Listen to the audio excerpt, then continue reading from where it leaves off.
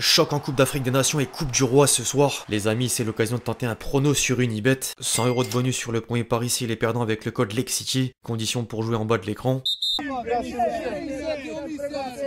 Grande mister. Grazie mille. Te volevo bene, mister. Ma forte mister.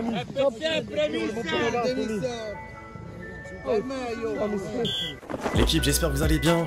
Ou mieux que Mourinho, près de 48 heures en arrière. La Roma a décidé contre toute attente d'évincer le Special One et poursuivra la saison avec un ancien de la maison en la personne de De Rossi. J'aime trop ce genre de romance un petit peu à la Di Maria. La légende romaine s'est déjà expérimentée au métier avec la Spal et débarque avec l'objectif de relever la barre après des résultats négatifs qui font pointer le club de la Louve à la 9ème place de Serie A. En dehors de Mourinho, vous l'avez compris au titre ou à la miniature, on se retrouve pour élucider les dernières informations sur le mercato hivernal. Plusieurs clubs français passent d'ailleurs la seconde sur le marché des transferts entre l'OM, l'OL ou encore Rennes au centre de l'attention aux côtés du PSG dans la sphère médiatique. Je vais pas en dire plus, les amis, vous connaissez la recette, je compte sur vous pour me péter le compteur de j'aime. On arrive petit à petit sur les derniers épisodes de cette fenêtre de transfert et je remercie tous ceux qui prendront 2 secondes pour le faire. Au passage, vous avez peut-être remarqué la promotion d'Unibet dès le début de la vidéo. Je lance un nouveau cycle avec la deuxième partie de saison et l'Euro 2024 en perspective pour vous dégoter quelques offres et cotes intéressantes. Vous avez déjà 100 € de free bet sur le premier pari si les perdants avec le code LEXCITY via le lien en description ou en commentaire épinglé. Je rappelle que les jeux d'argent sont strictement interdits aux mineurs et les risques existent. Jouer doit surtout rester un plaisir.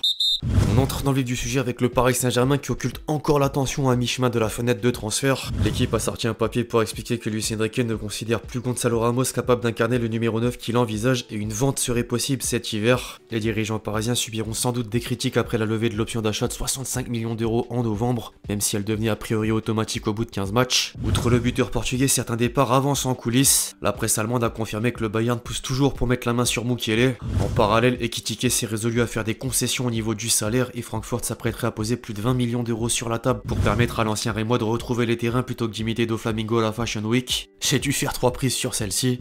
Au rayon des arrivées, la direction parisienne accélère le mouvement pour pallier l'absence de Skriniar. La bande à Nasser Al-Khalafi a tenté de réactiver la piste Lenny Yoro et rêverait d'Antonio Silva, mais les deux dossiers seront difficiles en janvier. Au milieu de terrain, le cas Moscardo commence à agacer en interne. Le président de Corinthians s'est d'ailleurs sorti du silence dans un entretien pour une émission brésilienne. Il réclame contre toute attente le retour du jeune en devenir.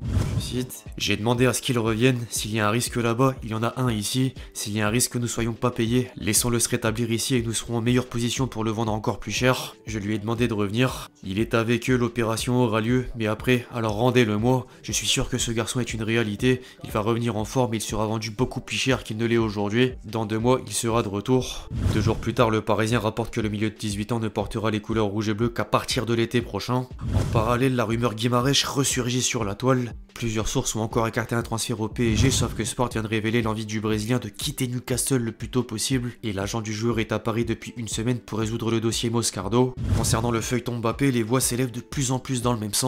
Après Foot Mercato ou encore Loïc Tanzi, Abdelaboulma s'est livré sur l'avenir du Kicks et fait également pencher la balance vers le Real Madrid. RMC a ensuite écrit un article pour indiquer que Paris veut vite connaître le choix du capitaine des Bleus afin de préparer un plan B s'il décide de partir. Les dirigeants parisiens deviennent pessimistes malgré une autre information d'un journaliste anglais qui dit que l'offre de prolongation lui est déjà proposée depuis plusieurs semaines. Au-delà des rumeurs, quelques médias français ont tenté d'obtenir des réponses concrètes et le discours prend souvent la même tournure chez les principaux acteurs à l'image de Luis Enrique au micro de Prime le week-end dernier. Je cite: « Est-ce que vous savez depuis combien de temps je suis dans l'élite du football mondial? 5 ans à Madrid, 8 à Barcelone comme joueur, 6 comme entraîneur au Barça, à la Roma, au Celta Vigo, j'ai aussi joué à Riron. J'ai toujours vécu dans des vestiaires où il y avait des histoires sur l'un ou l'autre, des rumeurs, des mensonges. J'ai l'habitude de ça et ça m'est égal. » Présent lors de l'éclosion du tricolore à Monaco, Vadim Vasiliev a un peu plus joué le jeu dans le Canal Football Club.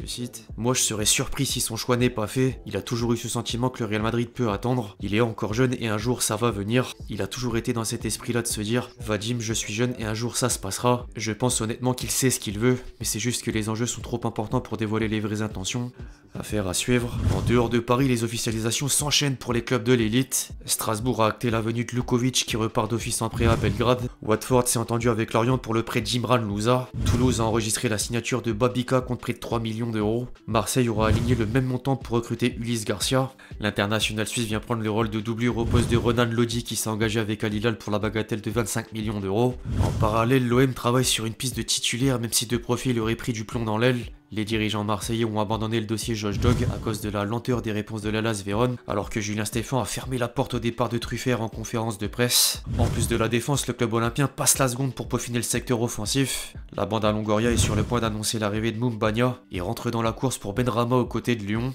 Chez l'autre olympique, les dernières heures étaient tumultueuses. L'OL aurait trouvé un accord pour le transfert de Gift Orban contre un chèque de 13 millions d'euros et délaisse la piste David Carmo face aux exigences financières de Porto. Concernant le cas Matic, la direction lyonnaise attend de connaître la position de Rennes. En parallèle, le Stade Rennais s'est renseigné sur 5 milieux pour compenser le départ du Serbe et la presse française affirme que Reims a validé la deuxième offre de 15 millions d'euros pour Mathieu Ziwa. Dans le reste des informations autour de la Ligue 1, Nice boucle le prêt de Valentin Rosier en provenance de Beşiktaş, pendant que le Havre pourrait perdre Yountek Kinkwe qui est supervisé par Francfort.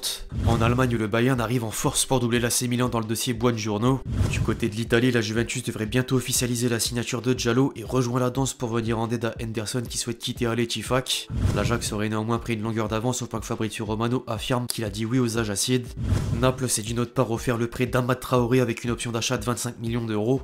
Outre le milieu offensif de Bournemouth, le vainqueur du Scudetto est en passe de signer Cyril Ndonge pour 20 millions d'euros dont 2 de bonus, mais espère également arracher Oumar Solet de Salzbourg. En parallèle, les Parthénopéis font parler par le biais d'Osimhen. L'agent de Kvaratskhelia s'est confié sur une chaîne géorgienne et a envoyé un pic à l'attaquant nigérian en rapport avec leur avenir. Je cite: Osimhen a signé un nouveau contrat, mais pensez-vous vraiment qu'il jouera à Naples pendant toute sa carrière? Je le dis maintenant, il ira jouer en Arabie Saoudite cet été. Naples a augmenté le contrat d'Osimhen, mais Gvicha n'accepterait pas un transfert en Arabie Saoudite, même s'il lui offrait 1 milliard d'euros. Il accepterait probablement de jouer pour le Real Madrid, le Bayern, Barcelone ou Manchester City. Gvicha a la volonté et différents objectifs, il veut réussir et il y parvient déjà.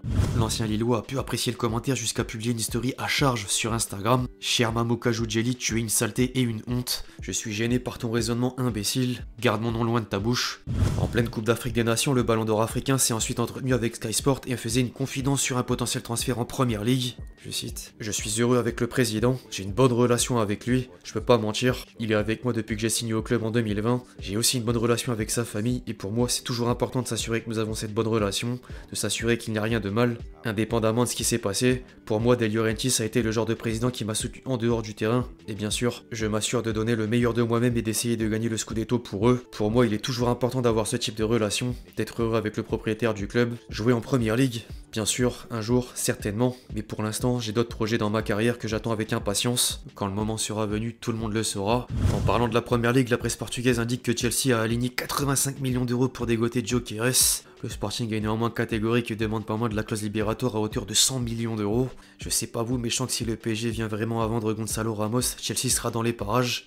En parallèle, Manchester United garde toujours un œil sur Joao Neves, au point même que le Benfica réservera le joueur aux Red Devils l'été prochain. Dans le reste des officiels, le club lisboète a obtenu le prêt de Carreras avec une option d'achat autour de 7 millions d'euros. Séville s'est fait prêter Mejbri jusqu'à la fin de la saison. Datro Fofana rebondit à Burnley après 6 mois à l'Union de Berlin. Enfin, des nouvelles de Sirigu. L'ancien gardien parisien a atterri en Turquie pour défendre le maillot de Karagümrük. Bref l'équipe, c'est tout pour cette vidéo sur l'actu des dernières rumeurs de transfert. J'espère que vous l'avez kiffé, je compte sur vous si c'est le cas pour lâcher votre meilleur pouce bleu, votre meilleur j'aime, votre meilleur like, appelez-le comme vous voulez. N'hésitez pas à me donner votre avis dans les commentaires sur tous les noms qui ont circulé dans cette vidéo. Puis d'ici là, on se retrouve très vite sur la chaîne pour de nouvelles vidéos. C'était Dexty. Ciao.